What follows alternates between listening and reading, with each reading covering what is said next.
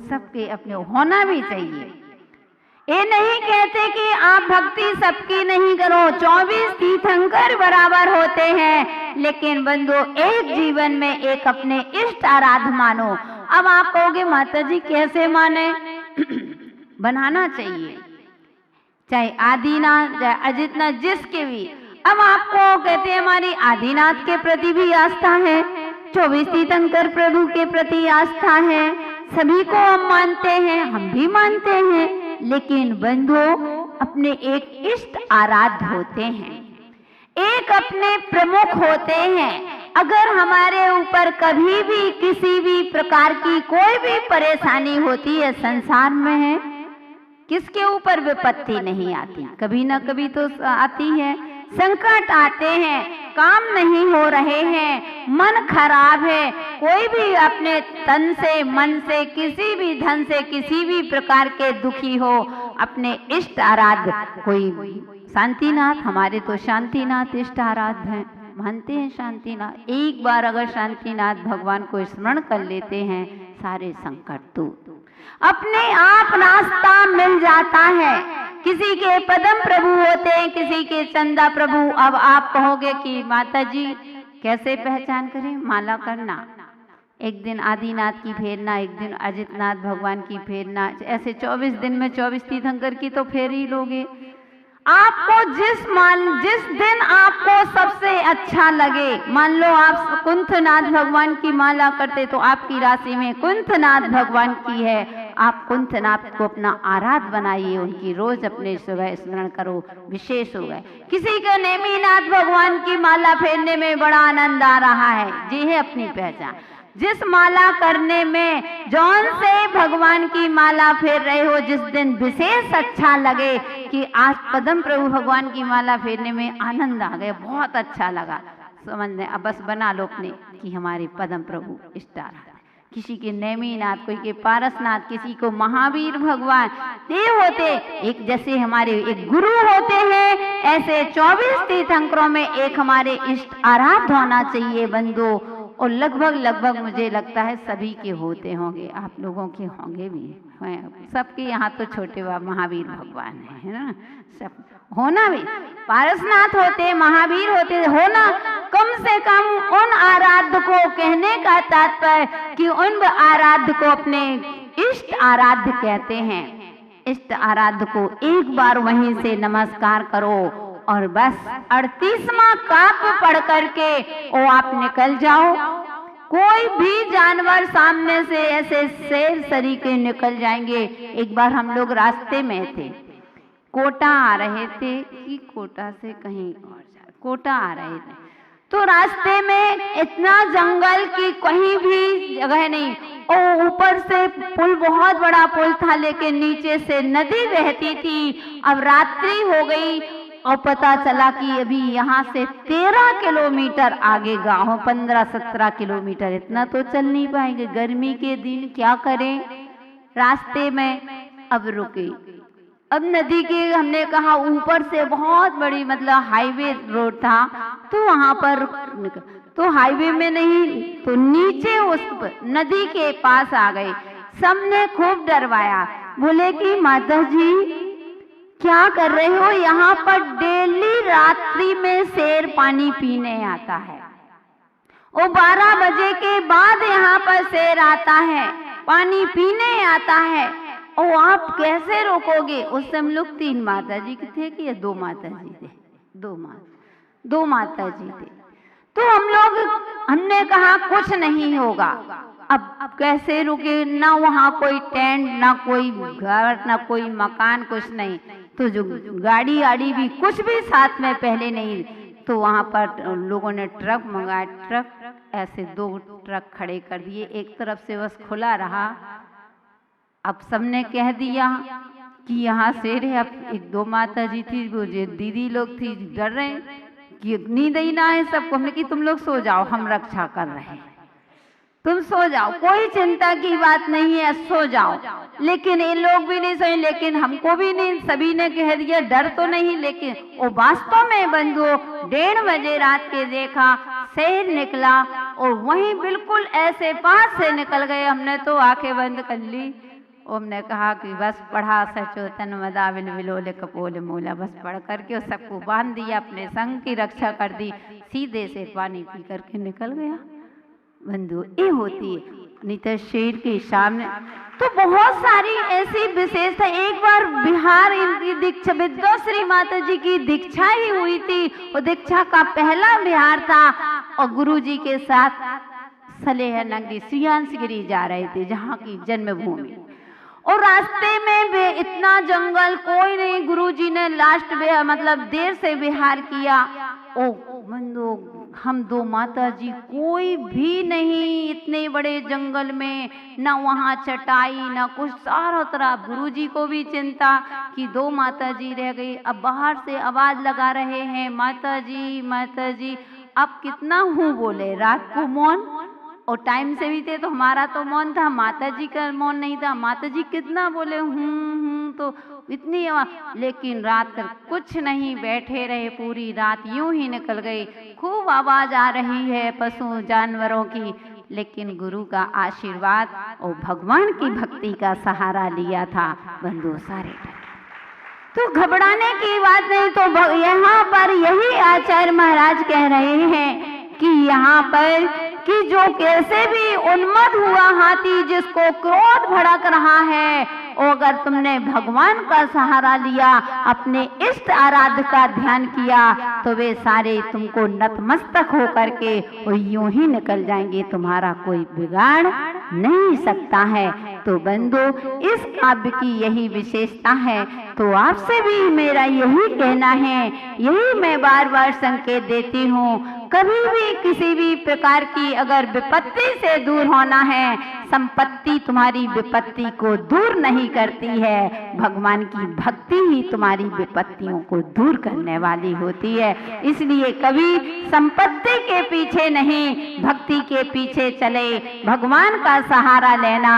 जिसका कोई नहीं होता है उसका भगवान होता, कहते हो ना, जिसका कोई नहीं होता उसका भगवान होते हैं। इसलिए हमेशा भगवान का सहारा लेकर के अपने प्रतिदिन अपने इष्ट आराध्य को नमस्कार करते हुए वो अपने जीवन को आगे बनाएं और अपने जीवन का कल्याण करें। इन्हीं पुनीत भावनाओं के साथ समय आपका पूरा हुआ। जय बोलिए भगवान महावीर स्वामी की। धर्म स्नेही प्यारे प्यारे भव्यात्माओं,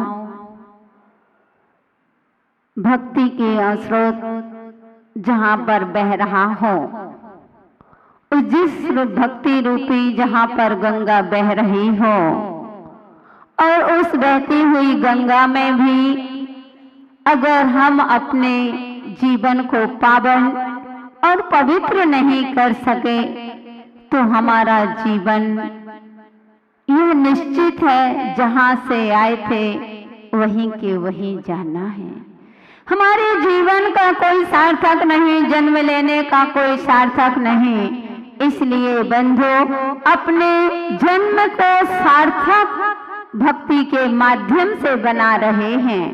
हम उन आचार्य महाराज के द्वारा की गई भक्ति, उनके ही पग चिन्हों पर चल रहे हैं।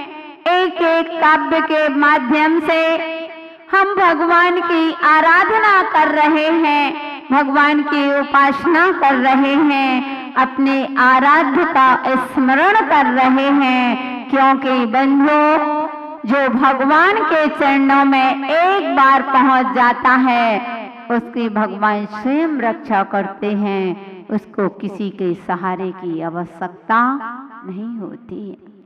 एक बार भगवान के चरणों में पहुंच जाना, एक बार भगवान के श्री चरणों में अगर आप उनके चरणों तक पहुंच गए बंधु, ध्यान रखना दुनिया में कोई ऐसा नहीं जो आपका बाल बांका कर सके, कोई आपका बिगाड़ कर सके। चाहे वह कैसे भी, चाहे त्रियंचकृत हो, चाहे मनुष्यकृत हो, चाहे देवकृत हो, कैसा भी उपसर्ग हो, वह उपसर्ग आपको टच भी नहीं कर सकता है। दूर से ही वह अपने रफू चक्कर हो जाता है।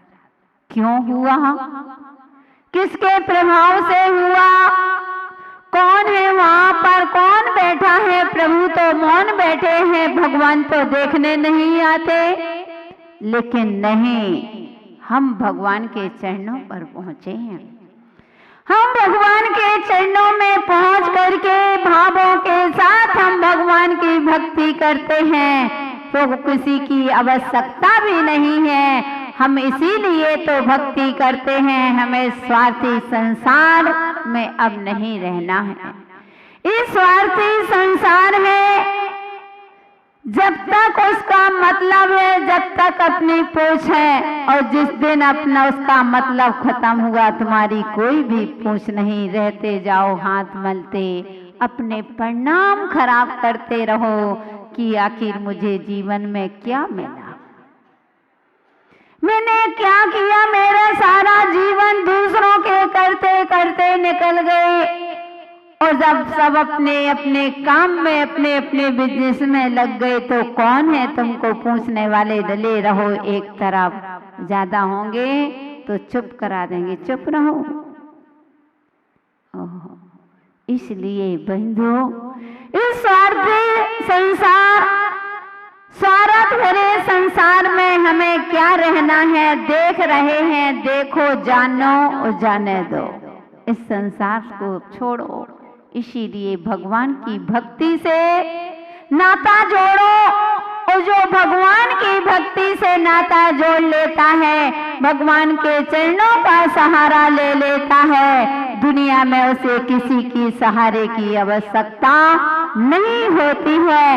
यही कल आचार्य महाराज भक्तांबर स्तोत्र के माध्यम से कह रहे थे कि हे भगवान, उन्हें मद व क्रोध से उन्मत्त हुआ हाथी भी नहीं डरा पाता है, जो मनुष्य आपके चरणों का आश्रय ले लेते हैं, जो आपके चरणों में पहुंच जाते हैं। कैसा भी हाथी हो, वह हाथी, उन्मत्त हाथी बड़ा खतरनाक होता है। जब कहते हैं गजरत आदि होते हैं, कभी कभी ऐसा होता है हाथी विचक जाते हैं, उन्मत्त हो जाते हैं, पागल हो जाते हैं, पूरा सभी को सटपट करके ऐसे निकल जाते हैं। कितने लोगों की मृत्यु हो जाती है, घायल हो जाते हैं। उसको पकड़ना संभव नहीं है। सीधे अगर उसका उन्मत्त हाथी के सामने अगर फंस गए तो तुम्हारी जीवन लीला वहीं समाप्त हो जाएगी। लेकिन इस भक्ति के स्रोत के माध्यम से कभी ऐसी परेशानी अपने जीवन में आ जाए तो इस काव्य को जरूर ध्यान रखना। सचोतन वदाविल विलोल कपोल मूलम भ्रमद भ्रमरनाद प्रबद्ध कोपम आदि। तो कहने का तात्पर्य बंधु, जब इसमें हम निकलते हैं और एक कवच बना करके निकलते हैं, कैसा भी हाथी हो सब दूर हो जाते हैं, क्योंकि हम भगवान के चरणों में पहुंच चुके हैं। आगे भी यही कहने वाले, अभी हाथी से हुआ, अब आगे कौन से जानवरों की बात करते हैं, कौन से शेर की बात कर रहे हैं, तो देखते हैं, चलते हैं। काव्य की महिमा निकालेंगे। 39वां काव्य 39। भिन्ने कुंभ गलदुज्ज्वल शोणिताक्त मुक्ता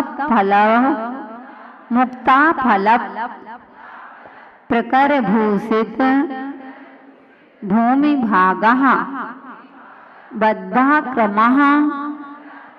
क्रमगतम हरिणाधिकोपी नाक्रामति क्रमयुगाचल संसृतं ते भिन्ने कुंभ गलदुज्ज्वल शोणिताक्त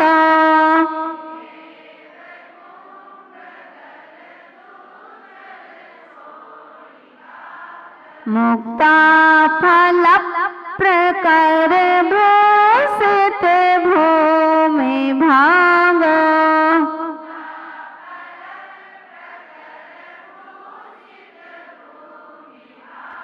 बद्धा क्रमगत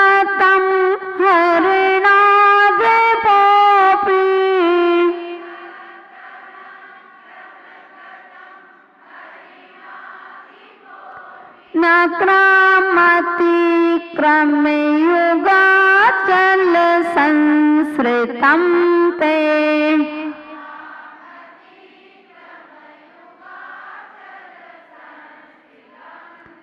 एक बार मिलकर के शुद्धि और विशुद्धि के साथ भिन्न बोलो भिन्ने भिन्न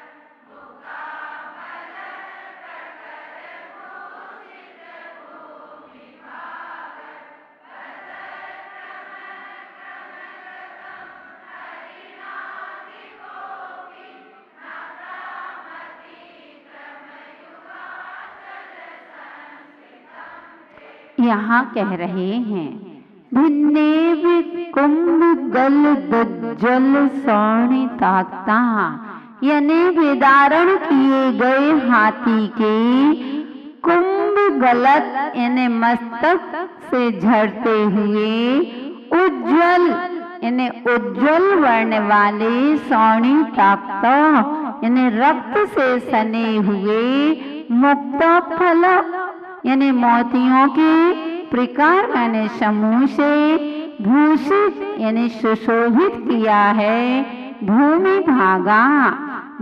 भाग को, जिसने ऐसा हरिणाधिपा अपी यानी मृगराज सिंह भी क्रमगतः यानी पंजों के माध्यम से पड़े हुए, किंतु ते माने आपके क्रमयुगाचल चरण युगल रूपी पर्वत के संसृतम आश्रित पुरुष पर बद्ध क्रमः यानी बंधे हुए पैरों वाला जैसा होकर न आक्रामती आक्रमण नहीं करता है। कह रहे हैं हे प्रभु, शिकार के आवेग से भरा हुआ शेर, जब वह भूखा शेर शिकार करने निकलता है तो उसका शिकार नहीं कर पाता जो आपके दो चरण की सहारा ले लेता है।